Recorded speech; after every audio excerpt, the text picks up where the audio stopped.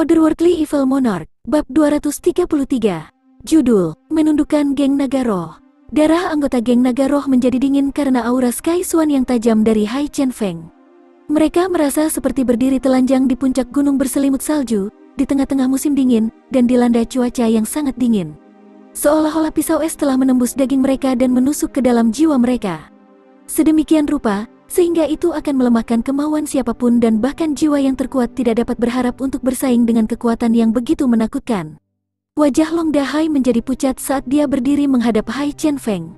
Seolah-olah pihak lawan adalah gunung yang tangguh sementara dia sendiri hanyalah batu kecil di kakinya, yang bahkan tidak cukup memenuhi syarat untuk memahami sarana untuk melihatnya. Dia mundur 5 atau 6 langkah sehingga dia bisa bernafas sedikit lebih mudah, tapi saat dia melakukannya, punggungnya membentur dinding dengan suara bang. Hanya untuk menyadari bahwa dia telah mundur dari tengah aula dan terus ke dinding paling dalam. Tekanan macam apa ini? Siapa kamu, Tuan? Mengapa orang dengan keterampilan tinggi berpihak pada jin yang melawan geng naga roh kita? Apa perlunya campur tangan kamu, Baginda? Long Dahai mengumpulkan keberanian dan bertanya dengan tegas. Di mana pemimpin geng jin yang? Di mana Jin Feng Lai bersembunyi? Karena dia mencoba untuk mendapatkan kendali atas gengku, mengapa dia bersembunyi? Tunjukkan dirimu. Meskipun suaranya yang keras tampak agung, dan dimaksudkan untuk meningkatkan posisinya dan membuatnya terlihat mengesankan, namun, sedikit gemetar di dalamnya, membuatnya tampak seperti dia memohon pada pria di depan. Bos geng jin yang berdiri di depanmu, kapan aku pernah bersembunyi? Hai Chen Feng memfokuskan tatapannya saat dia mengangkat matanya dan melihat langsung ke seberang aula di wajah Long Dahai, menyelimuti dia dalam aura pembunuh. Tiba-tiba, hati Long Dahai merasa gemetar. Hanya melihat mata Hai Chen Feng menyakitkan bagi Earth Swan Long Dahai yang kuat. Dan meskipun ada jarak sekitar selusin langkah antara dia dan Hai Chen Feng, perasaan kematian yang akan segera terjadi sangat jelas di benaknya. Dan meskipun beberapa anggota dari geng naga jiwa hadir dalam jarak dekat, dia merasa bahwa di ruang yang sangat luas itu tidak ada seorang pun sekarang yang bisa memberinya rasa aman. Dia harus menghadapi ahli tirani dan jahat itu sendirian. Perasaan putus asa yang tak tertandingi muncul di dalam hati Long Dahai. Dia merasakan lututnya menjadi lemah karena rasa sakit saat dia mulai berkeringat deras, tiba-tiba merasakan dorongan untuk berlutut dan tunduk. Hai Chen Feng, yang sedang melihat ke pihak lain seperti elang, tiba-tiba melambaikan lengannya dan memutar jubah birunya. Pada sinyal itu, suara yang mirip dengan serbuan ribuan kuda, mengisi semua kecepatan penuh agak jauh, terdengar. Bunuh! Ada suara gemuruh yang keras dan tiba-tiba ratusan pria meledak membawa pedang berkilauan mereka di depan mereka, sementara di dinding beberapa pemanah muncul dengan panah bertuliskan di busur mereka, mengelilingi geng naga roh. Ujung panah bersinar seperti gigi malaikat maut yang tersenyum menerangi aula. Hai Chen Feng diam-diam telah melenyapkan mata-mata yang menjaga tempat itu sebelumnya, tanpa ada yang mengetahuinya. Bersumpah setia sekarang atau mati, jika kamu tidak menurut, kita akan membunuh kalian semua. Aku akan menghitung sampai 3 dan jika Long Dahai tidak menanggapi saat itu, kamu semua akan mati tidak peduli apa yang kamu rasakan secara pribadi tentang masalah ini. Mata Hai Chen Feng dingin saat dia mengatakan ini dan mengangkat tangan kanannya saat cahaya biru muncul dari pangkal jarinya yang terangkat. 1. Semua orang dari geng naga roh mulai bergerak panik. Sama sekali, mereka mengalihkan pandangan mereka untuk melihat Long Dahai, memintanya untuk menyelamatkan mereka. Bos, suara mereka terdengar seperti mereka memohon padanya. 2. Ekspresi dingin Hai Chen Feng tidak berubah sedikit pun dalam melakukan pekerjaan sembrono ini saat dia menyanyikan nomor berikutnya sambil mengangkat jari keduanya, seolah-olah mengikuti irama musik. Wajah Long Dahai berubah pucat pasi saat bibirnya bergetar terbuka, matanya dipenuhi dengan keputusasaan dan ketidakberdayaan. Pemanah, persiapkan. Hai Chen Feng sudah terlihat marah, mengangkat lengannya saat dia memberi perintah dengan suara seperti tsunami. Arg, para pemanah menjawab serempak saat mereka menarik anak panah di busur mereka, membuat mereka seperti bulan purnama. Saat Hai Chen Feng akan mengatakan 3, banyak anak panah akan menghujani target mereka. Seperti malaikat maut yang dikirim dari surga untuk segera menemui kematian. Sekarang, perlawanan hanya akan menyebabkan kematian dan satu-satunya cara mereka bisa bertahan adalah... Tunggu sebentar, Long Dahai tiba-tiba berteriak, meskipun jejak yang mirip dengan tangisan tetap ada di suaranya. Aku bersedia bersumpah setia. Dia sepertinya melontarkan kata-kata ini saat dia jatuh ke dalam bola yang lembut. Wajah yang tertutup keringat dari orang-orangnya menunjukkan kelegaan yang luar biasa ketika mendengar kata-katanya saat mereka menjatuhkan senjata mereka satu persatu, itu seperti mereka telah menerima pengampunan dari hukuman mati. Baik, Hai Chen Feng berkata dengan setuju. Karena kamu sudah menyerah, Kita akan menjadi keluarga mulai sekarang, dan kamu akan mematuhi hukumnya. Kamu sekarang bertanggung jawab atas operasi geng naga roh. Ya, dan patuhi perintah bos dengan tulus. Siluet yang tinggi dan kokoh muncul dari bayang-bayang dengan langkah panjang. Dia memiliki alis yang tebal, kumisnya seperti naga, hidungnya yang boros dan mulutnya yang lebar mirip dengan singa. Pria ini tidak lain adalah Jin Fenglai. Jin Fenglai, kamu? Long Dahai menunjuk ke arahnya dengan tidak percaya, kehilangan kata-kata. Haha, apakah sungguh mengejutkan bahwa aku telah melepaskan posisi aku? Jin Fenglai tertawa riang. Sejujurnya, Jin Fengli tidak terlalu mempermasalahkan fakta bahwa Hai Chen Feng telah mengambil alih posisinya sebagai pemimpin geng. Posisi itu tidak sepenting persahabatannya dengan Hai Chen Feng dan juga, dia berpikir bahwa geng Jin yang tidak akan mengambil risiko kerugian dari kepemimpinan Hai Chen Feng, itu hanya akan mendapat manfaat darinya.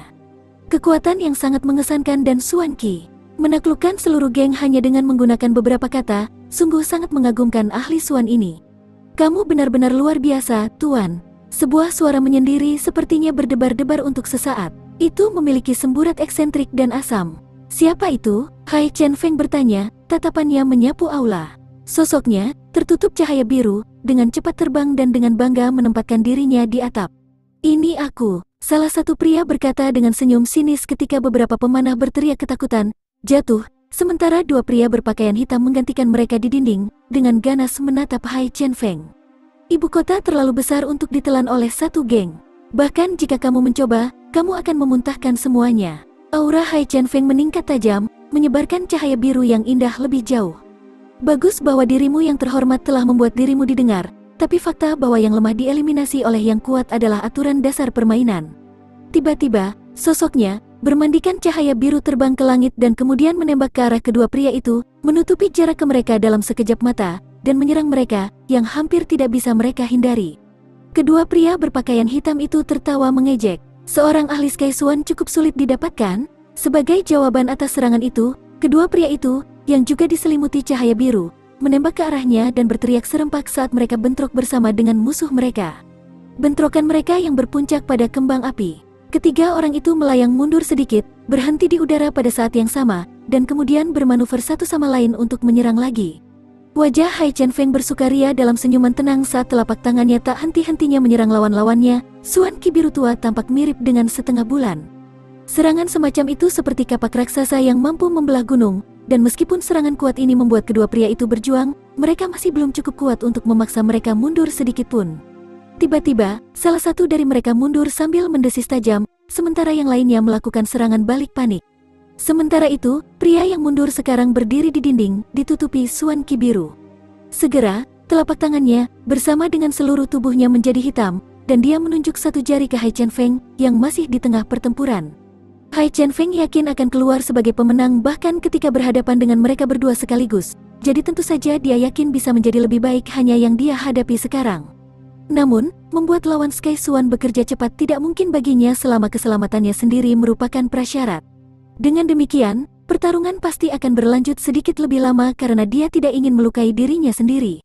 Hai Chen Feng, untuk sementara waktu memperoleh keunggulan komprehensif atas lawan-lawannya dan bisa dengan mudah menang melawan mereka kapan saja dia mau. Lalu tiba-tiba, semburan udara dingin memenuhi atmosfer, menodai daerah itu dengan bau menyengat, yang setelah menyerang lubang hidung, membuat semua orang gemetar ketakutan. Kemudian, mundur sedikit setelah mencium bau busuk, Hai Chen Feng bertanya dengan sikap tegas. Apakah itu jari darah dingin tanpa ampun dari sekolah Master Liu Bei? Haha, betapa beruntungnya kita bahwa diri sombong kamu telah mengenali jari berdarah dingin tanpa ampun. Orang-orang berpakaian hitam tersenyum, dan karena kamu menyadarinya, mengapa kamu tidak bergegas dan berlutut untuk meminta pengampunan? Orang-orang berpakaian hitam adalah murid dari salah satu 8 Master Agung, dan mereka sendiri adalah ahli Sky Swan, dan karenanya, jelas tidak lemah. Juga, cara mereka yang berani menunjukkan dukungan tuan mereka dalam usaha mereka ini. Hai Chen Feng tidak ingin menyinggung Liu Bei, namun, jika dia mundur sekarang, dia pasti akan kehilangan kendali atas geng Jin Yang dan naga jiwa. Di sisi lain, kedua pria berbaju hitam itu sudah mulai menghitung ayamnya bahkan sebelum mereka mulai menetas karena sudah yakin akan menang. Sangat disayangkan angan-angan seperti itu tidak menjadi kenyataan di dunia ini. Keluar dengan omong kosongmu. Hai Chen Feng mengutuk dalam kemarahan karena arogansi kata-kata yang diucapkan kepadanya. Dia menggerakkan tangannya ke belakang punggungnya dan menghunus pedang panjang bermata dua, yang keluar dengan suara dering saat dia sekali lagi berlari ke arah musuhnya seperti gelombang yang menerjang. Sepertinya gelombang biru langit dari auranya bercampur dengan semburan keperakan dan salju dari pedangnya saat dia menyerang mereka. Pedang badai salju biru, jadi, kamu adalah murid Tuan Biru. Tertawa para pria berpakaian hitam. Ini bagus, sekarang kita akhirnya bisa melihat sekolah mana yang lebih unggul, dan mana yang lebih rendah. Hai Chen Feng semakin marah setelah mendengar ini. Dia yakin bisa mengalahkan kedua pria itu sendiri dan awalnya berencana untuk meninggalkan mereka tergeletak di sekitar. Namun mereka telah menggunakan gerakan yang tangguh, dan dia tidak ingin mereka sembarangan menyerang dan mempertaruhkan nyawa mereka karena mereka adalah murid saudaranya. Oleh karena itu, dia telah menghunus pedangnya untuk menghalangi mereka. Meskipun bertentangan dengan harapannya, mereka terus bertindak arogan bahkan setelah itu. Dia tidak menyadari bahwa Li Jianhong telah berjanji untuk membantu Li Yuran dalam mempersatukan dunia bawah ibu kota, dan bahwa kedua pria ini adalah rekan muridnya. Mereka telah melakukan langkah pertama mereka malam ini, meskipun ternyata mereka selangkah di belakang. Namun, mereka tidak bisa mundur sekarang, bahkan jika mereka harus menghadapi Hai Chen Feng sebagai hasilnya. Jika mereka tidak dapat menguasai geng-geng ini, mereka tidak akan dapat menghadapi kakak laki-laki mereka, dan bahkan mungkin tuan kecil, selamanya.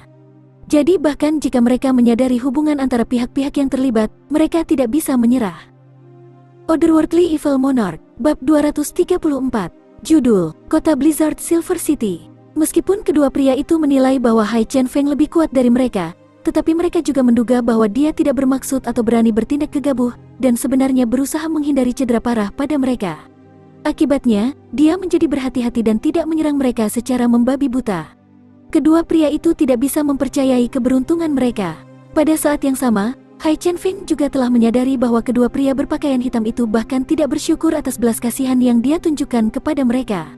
Oleh karena itu, dia tidak bisa menahan amarah setiap kali dia diserang. Lalu tiba-tiba, pedangnya bersinar terang, dan tubuhnya melesat ke arah lawannya seperti komet sambil berteriak. Tempat ini tidak cocok untuk bertarung. Apakah murid master yang berdarah dingin memiliki keberanian untuk mengikuti aku ke tempat yang lebih cocok? Kedua pria itu tertawa. Bagus, maka orang yang kalah akan berhenti mencoba menaklukkan dunia bawah ibu kota. Ketiga sosok itu tertutup cahaya biru, lalu menghilang dari pandangan dalam sekejap mata. Long Daihai dan Jin Fenglai keduanya adalah ahli Earthsuan dan tidak akan dianggap lemah. Namun, mereka tidak bisa membantu tetapi terpesona melihat pemandangan ketiga ahli ini yang terlibat dalam pertempuran di atas mereka. Melihat ketiganya pergi, Jin Fenglai dengan penuh semangat menepuk bahu Long Daihai. Ayo pergi dan diskusikan pengaturan yang akan dibuat untuk geng kita. Jin Fenglai adalah seorang veteran dunia bawah, dan meskipun dia tidak dapat membedakan mana di antara pihak yang lebih lemah, dia telah mengenal Hai Chen Feng untuk waktu yang lama dan setelah mendengar dialog antara dia dan kedua pria itu, yakin bahwa temannya berada di atas angin, dan karenanya merasa tidak perlu khawatir. Saat itulah Long Daihai membuka matanya, yang telah dia tutup sebelumnya karena ketakutan, dan setelah memahami rekannya, dengan mendengus, berjalan masuk bersamanya. Di ujung paling utara negeri itu, terbentang kota Blizzard Silver City. Ada gunung-gunung yang tertutup salju di segala arah sejauh mata memandang. Di tengah-tengah puncak tak berpenghuni yang luas dan berkabut adalah kota es murni yang megah, misterius dan tak terduga, yang tampaknya menghadap ke seluruh dunia dari kerahasiaan puncak yang tertutup salju yang mendung. Hari masih belum siang, dan langit masih gelap ketika bel untuk berkumpul berbunyi. Gema lonceng yang keras mengganggu ketenangan tempat itu yang tampaknya abadi, dan banyak burung putih bersih yang duduk di daerah itu tiba-tiba melesat seperti roket, ketakutan oleh dentuman drum yang tiba-tiba. Teriakan mereka memenuhi langit saat mereka berputar-putar di atas untuk waktu yang sangat lama tanpa turun. Basis bangunan utama terbuat dari es murni, dan di dalam aula, di atas dinding batu bata putih salju, ada potret orang-orang berpakaian putih, postur masing-masing berbeda. Namun, masing-masing dari mereka mengungkapkan raut wajah yang sama, salah satu kebanggaan dan kekuatan dingin. Mata mereka seperti dewa dan penuh aura pembunuh, dan sepertinya mereka memiliki kekuatan atas hidup dan mati, dan dapat merebut apapun yang mereka inginkan. Nyatanya, mereka tampak begitu kuat sehingga mereka menganggap semua orang di bawah mereka. Mereka adalah leluhur Silver Blizzard City. Aula itu cukup besar, begitu banyak sehingga bahkan jika ratusan orang makan di dalamnya, tetap tidak ada yang akan merasa bahwa tempat itu penuh sesak. Seorang lelaki tua berpakaian putih, dengan rambut dan janggut putih, berdiri di depan meja dupa dengan tangan di belakang punggung, diam-diam melihat potret leluhur, dan di wajahnya ada ekspresi setenang air tenang dan sedingin sebagai es. Dan meskipun rambutnya putih, dia memiliki punggung yang lurus dan dada yang bangga. Dia berdiri tegak seperti batang pedang yang tangguh, sambil memancarkan aura dingin seperti pedang. Tidak ada yang bisa meragukan bahwa lelaki tua ini menyembunyikan kekuatan luar biasa di dalam dirinya. Faktanya, sepertinya kekuatannya bisa mengguncang bumi melampaui semua rekannya. Kemudian, suara desir banyak pakaian mengatasi keheningan di aula karena banyak orang berpakaian putih memasukinya dengan cepat dari segala arah dan berkumpul dengan cara yang menunjukkan bahwa masing-masing sudah memiliki posisi yang telah ditentukan untuk berdiri. Dan bahkan dalam kerumunan besar itu tidak ada yang bertemu satu sama lain dan hanya satu atau dua kata yang bisa terdengar diucapkan. Dalam waktu singkat, semua orang duduk di posisi masing-masing dan semua mata beralih ke pria tua yang berdiri di tengah. Dan meskipun mereka semua sedikit terkejut dipanggil seperti ini, tidak ada yang mengucapkan sepatah kata pun setelah itu. Cahaya biru terpancar dari tubuh mereka. Ada hampir 100 orang di sana, dan semuanya setidaknya ahli Sky Swan. Saat itu, suara langkah kaki yang mendekat terdengar saat 7 lelaki tua berbaris, berjalan tidak tergesa-gesa di lantai yang terbuat dari es misterius berusia 10.000 tahun. Setiap langkah dari ketujuh lelaki tua ini sangat tenang ketika mereka masuk, dan mereka menempatkan diri di belakang lelaki tua yang masih berdiri diam di tengah. Seorang individu berpakaian putih berdiri di depan pintu dengan sikap anggun. Matanya berbinar dan kekuatan terpancar di sekelilingnya saat dia muncul di pintu dan berdiri dengan bangga. Tampaknya semua tanah di bawah langit, termasuk semua orang di aula, ada hanya untuk menjadi wilayah kekuasaannya. Di sisinya, pasangannya, seorang wanita parubaya yang cantik, bersandar padanya seperti pohon willow yang rapuh. Penampilan mereka tak tertandingi. Pria itu tampak seperti pahlawan percaya diri yang berdiri di atas semua orang dan wanita itu memiliki keanggunan dan gaya yang tidak seperti siapapun di generasinya. Para pengamat mengagumi pasangan itu, memandang mereka dengan iri karena pasangan sempurna mereka. Semua orang di dalam aula berpaling ke pasangan itu saat mereka masuk dan membungkuk. "Selamat datang, Tuan dan Nyonya Kota, senang bertemu denganmu. Kamu tidak perlu begitu sopan." Keduanya menjawab dengan sedikit senyum di wajah mereka saat mereka tanpa tergesa-gesa melanjutkan ke tengah aula, dan duduk di 2 kursi di ruang besar ini, yang mampu menampung ratusan orang. Hanya keduanya yang cukup memenuhi syarat untuk duduk di kursi di dalam aula ini. Keduanya adalah penguasa kota, pedang es surgawi, Han Zanmeng, dan istrinya, Frost menjulang jauh, Sue Suangking. Orang tua itu kemudian melambaikan tangannya dan berkata, "Kamu telah diundang ke sini karena suatu masalah yang sangat penting untuk masa depan kota ini. Semua orang di bawah alam spirit Swan mungkin pergi keluar dan berjaga-jaga. Jangan biarkan siapapun mendekati tempat ini lebih dari 50 meter. Jika ada yang mencoba, bunuh mereka tanpa kecuali. Ya, kita dengan tulus akan mematuhi perintah tetua." Mereka menjawab serempak, dan setelah menangkupkan tangan, perlahan meninggalkan aula. Kurang dari 10 dari alamat awal yang tersisa, dan tiba-tiba aula tampak cukup kosong dengan kurang dari 20 orang yang hadir saat ini. Apakah masalah ini menyangkut kota Tianxiang? Han Zanmeng tersenyum pada tetua itu. Kalau tidak, tetua Xiao Xingyun tidak akan mengambil tindakan pencegahan seperti itu. Seperti yang telah ditebak oleh Tuan, ada berita dari kota Tianxiang. Lihat Tuan, tetua ketiga telah mengirim pesan, dan salah satu elang salju kita telah terbang sepanjang malam untuk menyampaikan kepada kita berita menakjubkan ini. Jawab si penatua sambil membuka gulungan perkamen dan menyerahkannya. Han Zanmeng menggelengkan kepalanya dengan ringan dan terkekeh saat dia mengambil perkamen putih salju, sementara Sue Suangking bersandar di dekatnya untuk membaca juga. Keduanya penasaran untuk melihat apa sebenarnya berita yang mencengangkan ini. Tetapi ketika 2 orang yang duduk membaca pesan itu, ekspresi tenang mereka perlahan berubah menjadi serius, dan segera senyuman mereka juga lenyap. Wajah berbunga-bunga wanita cantik itu kehilangan warnanya dan menjadi pucat, meski ada sedikit kebahagiaan juga hadir di sana.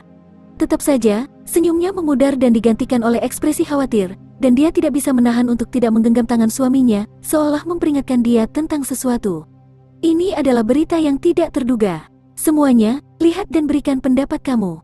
Han Zanmeng selesai membaca dan menutup matanya saat dia merasakan Sue Suangking meraih lengannya, sepertinya memperingatkannya tentang sesuatu saat dia melambaikan surat itu untuk dibaca semua orang. Solitary Falcon mengawasi keluarga Jun, dan telah melukai parah tetua ke-6. Seorang master misterius melukai Feng Wu dengan parah, dan yang terakhir juga merebut giok pengisian jiwa tetua ke-6. Dan tidak ada yang bisa menahannya? Bagaimana ini mungkin? Semua orang berseru dengan bingung, berkokok, masing-masing mencoba untuk melihat lebih baik. Begitu banyak peristiwa telah terjadi dalam beberapa hari terakhir ini. Tetua Xiao Xingyun tersenyum dingin. Juga, anak sombong dari keluarga Jun itu, yang terlalu memikirkan dirinya sendiri, entah bagaimana telah sembuh dari kecacatannya. Ini benar-benar kejadian langka. Han Zanmeng duduk diam sejenak sebelum melihat ke Grid tetua dan bertanya. Orang tua itu telah memanggil semua orang ke sini hari ini. Jadi, aku kira dia punya rencana. Orang ini dapat merumuskan banyak rencana, tetapi keputusan akhir selalu berada di tangan Tuan Kota, dan dia memutuskan bagaimana menindaklanjuti rencana tersebut.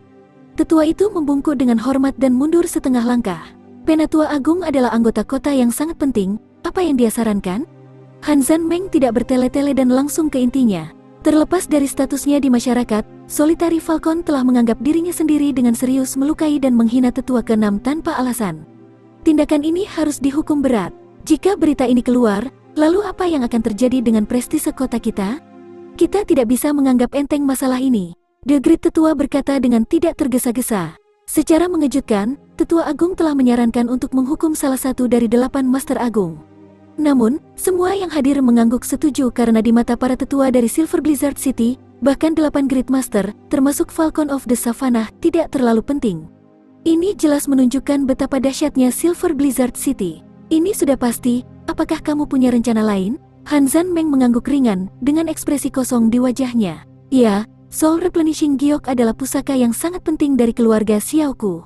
Kemanjurannya luar biasa dan dapat dianggap melampaui alam fana. Oleh karena itu, pasti tidak jatuh ke tangan orang luar. Pengambilan giok ini mutlak diperlukan, dan tidak ada kompromi untuk ini.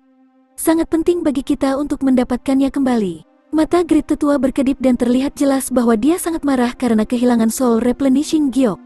Kita harus meluangkan waktu untuk mempertimbangkan hal ini, karena jika apa yang dikatakan Penatua ketiga benar maka kita tidak dapat memastikan kekuatan orang misterius ini. Dan jika itu masalahnya, bahkan jika kita semua pergi bersama untuk menghadapinya, kita mungkin masih belum bisa mengambil Soul Replenishing Giok. Karena itu, kita harus berhati-hati agar tidak membahayakan begitu banyak nyawa untuk misi semacam itu. Han Zanfeng dengan ringan mengetuk sandaran tangan kursi, kelopak matanya setengah tertutup saat mengatakan ini. Perhatian Master dalam hal ini memang benar. Kita tentunya tidak harus waspada terhadap angin saat mengerahkan orang-orang kita, dan kita juga harus menghindari konflik dengan pria misterius ini sejauh mungkin. Namun, Penatua ketiga belum menjadi ahli spirit Suan kelas 1, dan asumsinya mungkin belum tentu benar. Bahkan jika dibandingkan dengan Solitary Falcon, perbedaan kekuatan mereka akan mirip dengan langit dan bumi. Oleh karena itu, spekulasinya mungkin jauh lebih dibesar-besarkan daripada kebenaran. Juga, dia mengklaim bahwa tidak hanya Tuan Misterius yang lebih kuat dari Tuan Tua Kota, tetapi juga Yun Beichen. Bagaimana ini mungkin? Ini menunjukkan bahwa informasi dalam surat ini mungkin tidak sepenuhnya benar. The Great Tetua merajut alis putihnya saat dia perlahan mengucapkan kata-kata ini. Dia kemudian melanjutkan, bagaimanapun, kita harus mengirim seseorang untuk memverifikasi berita ini. Jika orang ini benar-benar sekuat itu dan tidak dapat diprediksi, kita akan menanyakan lebih banyak tentang dia. Namun, jika ternyata dia bukanlah ancaman, kita harus segera merebut kembali Soul Replenishing Giok darinya.